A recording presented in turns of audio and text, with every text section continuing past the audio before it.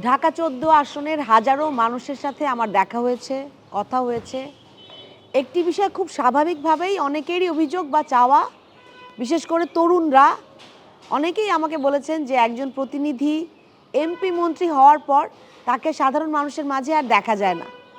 সরকারি প্রটোকলে গাড়ি বহর নিয়ে ঘোরেন, রাষ্ট্রীয় নানা কাজে ব্যস্ত থাকেন।